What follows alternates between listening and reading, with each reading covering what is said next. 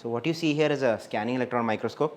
So basically this is an advancement from the light microscopes that we have in schools.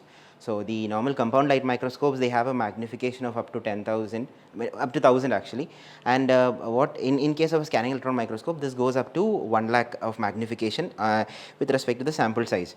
So we have different parts of the microscope over here. So this is the this is where the electrons originate, and from this they are directed using magnetic coils that called magnetic lenses into the sample, and once these electrons impinge on the sample, they are actually deflected in many ways, and the electrons that come out after the interaction with the sample are of many types actually.